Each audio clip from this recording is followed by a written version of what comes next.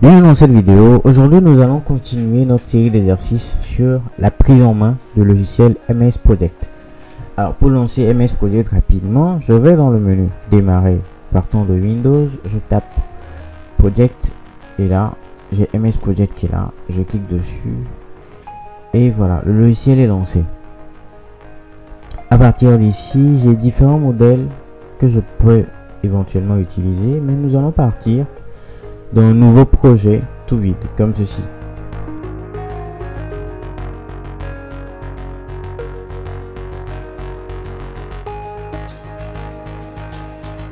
Une fois le logiciel lancé, ça me signalait que la planification était manuelle. On va en venir tout à l'heure. Dans notre série d'exercices, il nous est demandé de remplir les informations suivantes sur le projet: le sujet, la catégorie, le responsable, les mots-clés, la société, et voilà. Donc pour y aller, je vais dans MS Project, je clique sur le menu Fichier, je clique sur le bouton Information, et dans Information, je viens cliquer sur Information sur le projet. Ensuite, Propriétés avancées, et dans Propriétés avancées, j'ai par ici le résumé de tout le projet. Alors rapidement, je vais mettre comme titre du projet, c'est-à-dire nom de notre projet en question. Je vais mettre le même titre que le sujet. Je fais une copie, je colle là et là. L'auteur, c'est généralement le nom de l'utilisateur connecté à Windows sur lequel le projet est créé. Le responsable, je remets le même nom. Ça peut être une personne tierce qui vous a chargé de remplir les informations du projet. Donc, vous allez mettre le nom de la personne en question. La société, c'est Batico.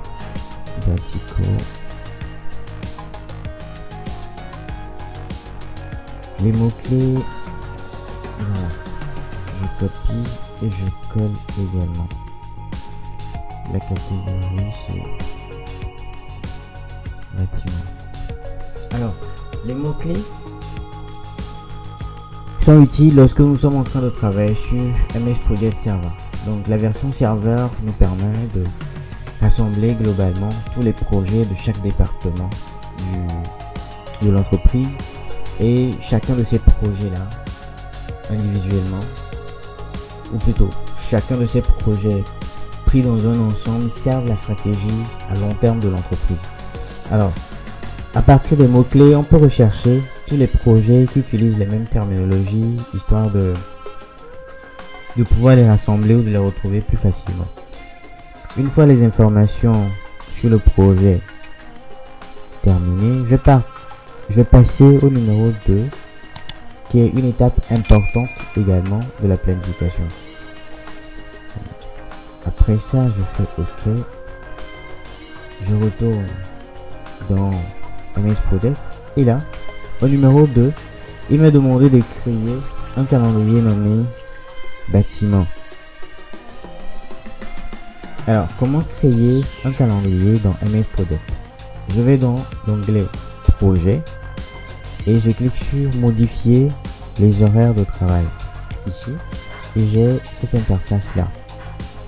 Par défaut, le calendrier utilisé est le calendrier standard. La particularité de ce calendrier standard, c'est le calendrier grégorien qui est universellement utilisé, sauf qu'aucun jour n'est considéré comme jour férié à l'exception du samedi et dimanche, week-end normal. Et non, au cours d'un projet, il peut arriver que certaines équipes travaillent également le samedi ou qu'on travaille 7 jours sur 7. Alors là, il va falloir personnaliser le calendrier du projet pour que les calculs se fassent de la meilleure des manières.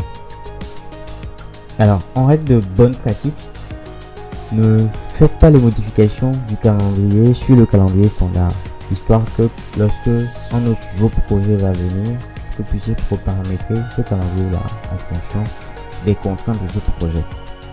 Alors, je vais créer un nouveau calendrier que je vais nommer bâtiment, qui naturellement est une copie du calendrier grégorien standard. Je fais OK et immédiatement le calendrier est affecté dans la barre ici. Donc, toutes les modifications que je vais opérer maintenant vont se faire sur ce calendrier bâtiment. Alors, après avoir créé le calendrier, on va modifier les heures de travail de la manière suivante. L'équipe va travailler du samedi au mercredi de 8h à 12h et de 13h à 17h. Alors, je viens là. Pour modifier les horaires de travail, je vais dans la partie semaine de travail, qui est le deuxième onglet de cette partie. Donc, par défaut, début, fin, je clique sur détail. Et là, on me dit que l'équipe travaille du samedi au mercredi. Alors, pour suivre l'ordre, je vais cliquer sur samedi en premier. Je maintiens ma touche contrôle du clavier, dimanche, lundi, mardi et mercredi. Et là, je définis les horaires de travail spécifiques pour un ou plusieurs jours. Donc, l'équipe travaille de 8h à 12h, d'accord, et de 13h à 17h. Alors, ça veut dire que sur ce calendrier, les équipes travailleront selon les horaires définis. Ensuite, la puce suivante, les jeudis et les vendredis sont des jours chômés. Alors, je vais cliquer sur jeudi, contrôle vendredi, et je définis comme période chômée. Je vérifie encore. Donc, j'ai fini pour cette partie-là. Et je fais OK. Donc, les horaires de travail sont maintenant définis. Vous allez remarquer que la partie grisée, qui est période chômée selon la légende, s'est déplacée du samedi et dimanche vers jeudi et vendredi. Alors, prochaine étape, je retourne ici. Les équipes du projet travaillent 8 heures par jour, 40 heures par semaine et 22 jours par mois. Ça veut dire que au cours du projet, un mois correspond à 22 jours. Comment je paramètre ça? Dans cette partie-là, sur cette interface, j'ai le bouton option qui mène également à option de projet. Je mets en conformité les heures d'ici avec celui que j'ai défini dans le calendrier. Donc, je vais cliquer sur là. Ouais, par défaut, je mets 8 heures. L'heure de fin, c'est 17 heures.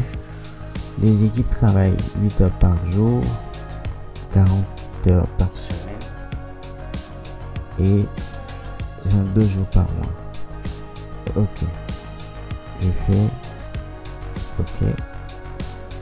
Et cette partie est également finie. Prochaine étape, les 10, 11 et 12.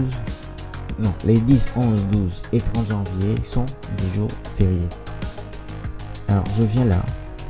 Je vais en janvier et on me dit que le 10, le 11, le 10, le 11 et le 12 sont les jours chômés. Donc, je vais dans la partie exception cette fois. Donc, dans exception, je sélectionne 10, 11, 12. OK. Je vais mettre période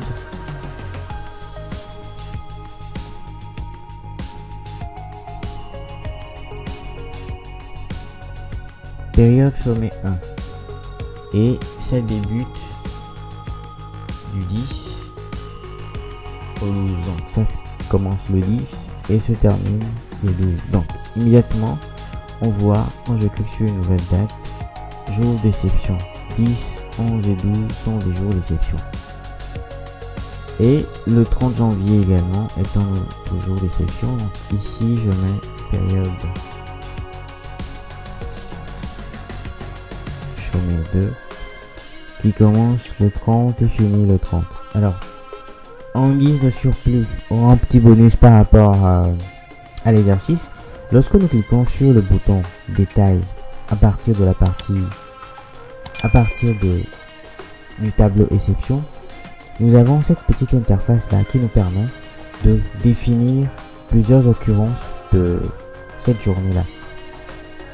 Par exemple, si mon projet va durer 2 ans et que le 30 janvier sera toujours considéré comme un jour chômé, je n'aurai qu'à mettre un de plus ici et vous verrez que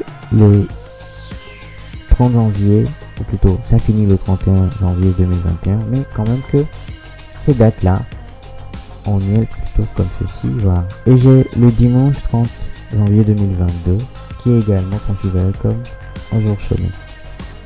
Voilà un tout petit peu un petit circuit par rapport au nombre d'occurrences, ou plutôt en fonction de la durée de votre projet. Bonus numéro 2, considérant que le 9 janvier soit un jour d'avant jour férié. Généralement, les banques font une demi-journée. Alors à partir du 9, je peux mettre demi-journée ici, et il considère que le 9 est un jour chômé, sauf que dans les détails, je vais aller préciser que le 9, les équipes vont travailler de 8h à 12h, et l'après-midi, on n'aura pas à travailler, donc je fais OK. Et vous verrez que le 9 est un jour chômé différent. Ceux-là sont à la fois bleus, jour d'exception, et avec un remplissage pointillé, comme ici.